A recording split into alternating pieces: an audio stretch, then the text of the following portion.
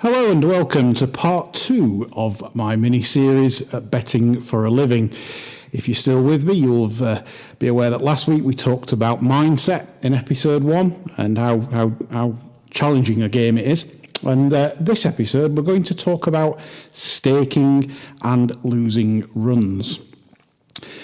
Now this is a particularly tough part of professional punting for many gamblers.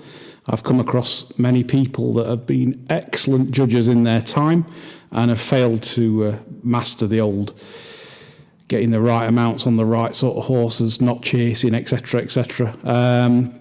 One example I could give was a very talented friend of mine. He had a very good job. He was one of the lead technical advisors in the computers department in IT for Norwich Union. He was on 100,000 a year. And he was probably, I would say, a little bit better judge than I was. Where it all went wrong for him, when he basically quit his job and wanted to make a crack at it, because he saw he was just as good, if not better than me at the selection process. And don't get me wrong, there are many, many good judges in this game. But the one thing they can't hack is this part of it, which is the staking and the mental side of it that goes with it. So, as I say, cut a long story short, my friend quit his job and he lasted about 3 months. He couldn't cope with the fact that no longer was £5,000 a month landing on the doormat from his job, and his mortgage was paid and he never had to worry about money. All of a sudden, it was down to him to basically create the funds to enjoy life. And the pressure of that alone got to him. He went the first 3 months, broke about even in total, which sometimes not a bad thing over that time. There's many a period you can lose heavily over 3 months, but in any ways he managed to break even. But then when your outgoings go out, you're left with a bit of a hole, and he didn't like that, and so he went back into the employment scene, which shows you how important it is to get this part of the game right. Right, bankroll. I get asked this many a time. What sort of bankroll do you need? And the bad news is, and you might want to turn your earphones off for this, that sadly you need a rather lot of money to succeed in this game. I would say I'll advise anyone coming into this that potentially wants to do it. I would say a minimum bankroll of 30,000, and as upwards as much as you want, but anywhere between 30 and 50,000.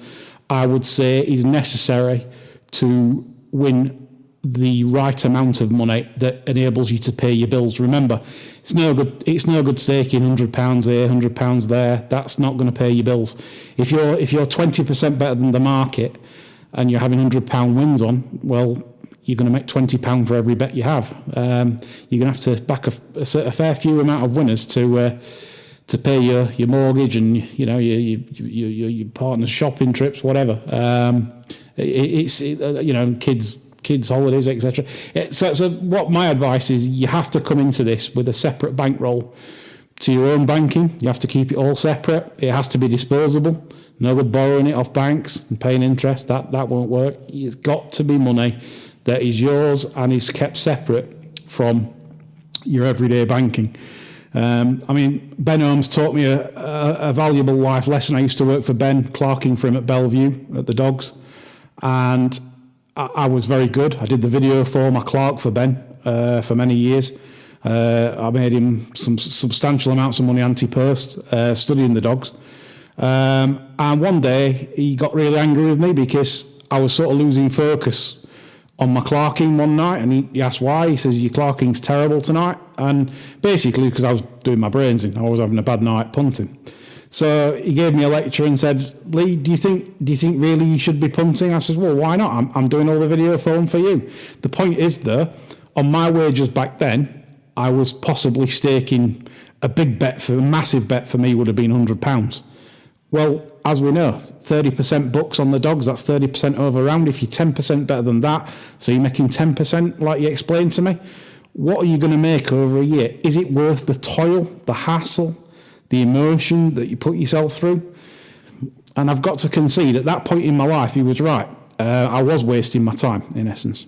So that's why we need a good solid bankroll to stake the right amounts of money to make a substantial living, which I would class as substantial living as paying your bills and going on holiday, doing whatever, and not having to basically worry about everyday cash. So you can get the kind of amounts needed. Now, second part of this chapter would be staking method. Some people have asked in the past, how do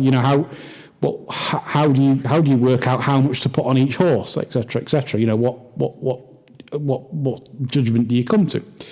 Well, personally, I use the Kelly method. There are plenty of calculators online. All you have to do is Google Kelly online Kelly calculator. There's a good one at Pinnacle Sports. They do a good Kelly calculator. And what that does, if you type in a price you think your horse should be, so let's say there's a 3-to-1 chance and you think it should be 6-to-4. It's a very good price. And so what you type into Kelly, you type in the odds you think it should be, the odds that it is, and then Kelly will come up with a figure, a percentage of your maximum stake to have on. So say if your maximum bet ever, if you've got, say, a 20,000 bankroll, and you stated, right, I will never have more than £1,000 on any horse, that's 5% of my bank. So basically, they would be saying, in some cases, right, it will come out with a figure, right, you should be having 20% of your maximum bet, on which case, if it was £1,000, you would have £200 on. That's if the figure in Kelly. Now, I find Kelly a little bit, a little bit risk averse, if you like. I'm an aggressive punter. I do concede that in nature. There's nothing wrong with being aggressive. I certainly think it has upsides and downsides. And, my staking can sometimes be a little bit unorthodox and not by the strict rules that you hear in most books and everything else. I am quite aggressive. So what I tend to do with that figure, if it says 20% of my max stake, it kind of, with my bankroll, which is anywhere between 30 and 50,000, 20% of my stake would be, I'd times it by 4, I'd times that figure by 4, which would make it 80, and I would add a 0 onto it, so it makes an £800 stake. So 20% it's saying of your max, right? I just basically times it by 4 and add a 0. So if it said have 50% on of your max stake, I would times it by 4, that's 2,000, so that's 200, and then I would add the 0, so I'd have a £2,000 win bet. This works well within my banking parameters. It might not do yours, but as I said, Kelly is the best way. And the reason why I say this is because it keeps your head in proportion for the runners that day. So, for example, you might have, say, 6 or 7 bets lined up for the day. Now, what's the point in having more on bets that you aren't as strong on, And the problem is sometimes you'll forget what stakes you've had early in the day. You'll say, right, my best bet of the day is this. According to Kelly, I should be having £1,000 on this. So at least it keeps you in line, saying that, right, I can't have more than £1,000 on anything else today unless the odds get better or more in my favour. So that's why Kelly keeps you in line. So it means you're having more on the better bets than... And that surely is good long term, and you're playing the AE that's actual over expected. You're playing that a lot better than you would be just randomly. So Kelly is a very good disciplined way of managing your staking in that way. So there's lots of ways to stake, and I'm not pigeonholing you into any kind of staking plan. You must always do what is comfortable for you. That's the secret of my success. I like to be aggressive, as I've said. Some people would frown at the way I play, saying it's too aggressive. My answer to that is there's nothing wrong with being too aggressive if the situation is favourable to that. And by that I mean sometimes you're feeling it and you're in great form. Sometimes you're not in such good a form, which is coming on to my next sort of segment of this short chapter. We talk about losing runs. Now, losing runs are very, very difficult to manage. I've been there many a time, horrific losing runs. When you're winning, it's easy. There's nothing finer. Absolutely, you feel good. Everything's good. There's a spring in your step. the urge is to spend, enjoy the finer things in life, which I am guilty of possibly overindulgence. It's definitely wise in these times to remember the bad times and to remember that you will always need extra to fall back on when times get really rough. And believe you me, it will happen more than you think. You think that this is, there is no law on how long a losing run can last. Could be a year, could be 3 years, could be 1 month. Obviously 3 years, very unlikely. But it's not unheard of to go, for me anyway, to go, say, three consecutive months of losing, which and can be substantial amounts. So then you've got your bills on top. So you can see how difficult it can be for the mind when such a run occurs. Now, I have a few sort of techniques that I use during these tough periods that you might find helpful. One is a reset button. I call it the reset button, which you'll know that after a bad day, or you might have sort of had too much on, or just generally had a bad day the day before. A reset button's really good because, and by that, there's little things you can do. Don't forget, this is all about the mind, right? The mind is important in this game, really important, and you have to look after it. And the way to look after it is to do things that helps the mind. You can do things to help your body, i.e. exercise, massage, but the mind, it needs help sometimes. And the way of doing that sometimes for me could be a form of meditation. It could be listening to soothing music. It could be basically taking time out from the actual job and not worrying about a thing. And you'll find you can then come back to the screen, usually the day after, and feel a lot more positive. You're not thinking about the money that's gone, which is a common fault amongst many punters. They often think, I've lost 10 or 15,000 yesterday, what am I going to do? Well, doing things like that and helping the mind can help you come back to the computer the day after, reset, and you're ready to go, playing properly, forgetting that, and you can soon get yourself back on the winning trail, getting that confidence back in the tank. Now, people often say to me about chasing losses. Now, I'll be honest, I've chased losses. I don't think I've met many people that haven't. And that's professionals. There probably is professionals that don't chase, but as I say, I've not met one. And what I would say is it isn't ideal, but what I will also say is on the plus side is that if you know what you're doing, as in most of your bets have a positive actual over expected scenario where you're backing more winners than you should, then having more money on isn't ideal, but if you're still getting the positive outcome of the bet, i.e. this is value, the problem comes when you're making bad choices and bad bets because for the sake of it. But if you've got, say, ammunition left on the day, it's not always a bad thing to chase, and I've got myself out of trouble many a time, probably more times than I've put myself in trouble. As I said, if you're doing it right, chasing losses isn't the be-all and end-all of whether you make the game pay. The key is not to go skint. Of course it is, but that's where I'll come on to now. So let me give you a scenario where you might have lost 2/3 of your bankroll. Again, I would say I wouldn't quite call this a regular occurrence, but I would say it happens.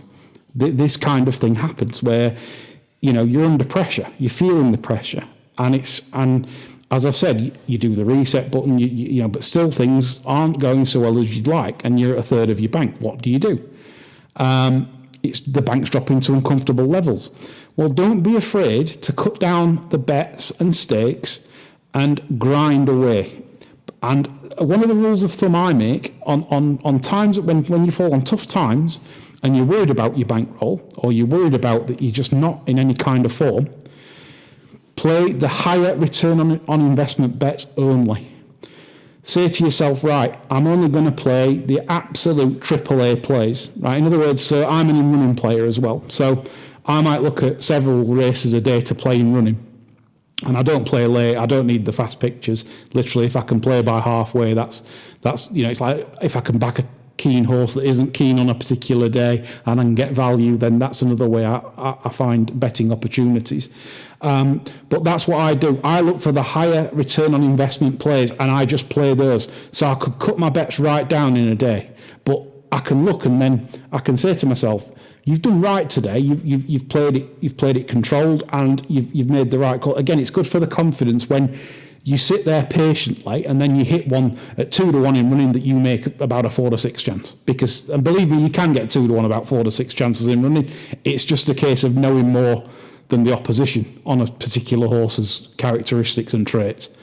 So, as I said, that's a tactic I use when things aren't going right. I keep it short and select, and that helps your confidence because you tend to be right more on the higher return on investment bets. So I really do find that a help when I'm really struggling. So yeah, I mean, there's lots of things you can do on losing runs. I hope that I've touched on 3 sort of nice topics there. Something else that a professional gambler friend of mine told me to do a while ago, and I thought this was very interesting, was look at your plays in a day, every day. No, you don't have to do it every day, but look at your plays, rate them out of 10. Give yourself a rating as if you were a footballer that's, plays for, and they get an Opta rating or a like a online rating by these statisticians on how well that footballer's played. Well, you can do the same for your bets. You can look at each bet that you've made that day, give it a rating out of 10. How right were you? And I don't mean to say, well, it doesn't have to win to say you were right or wrong. It could be that, well, the horse ran quite well, really, and it was unlucky at a certain point. And would you do the same again? If the answer is yes, well, give yourself an 8 or a 9. If you feel you've made a bad call or a bad play or had too much on, give yourself a 3 and a 4 and a 5, and give yourself an average score for the day and make a journal of it. Because the higher your ratings are, you can see then on the losing runs that you're not doing a lot wrong. It gives you a focal point to say, well, I'm not actually doing much wrong at the moment. It's just that results aren't going for me. So that's a nice tactic as well to see how well. You have to be honest though with your ratings. You can't just give yourself a 9 or a 10 and every race. You have to be really honest with yourself after racing when the dust settled really. So yeah, that's all I've got to say on this topic. I hope you found some pointers for your betting, even if you don't take it up full time. I hope you found it enlightening. Next week in chapter 3 or part 3, I will be discussing identifying winners and the selection process I do on a daily basis, the work involved, etc., etc. It might have to be covered in several parts because obviously there's a lot to identifying winners in the selection process, but that's what we will begin to talk about in next week's episode. So that's all from me. Hope you enjoyed. Bye for now.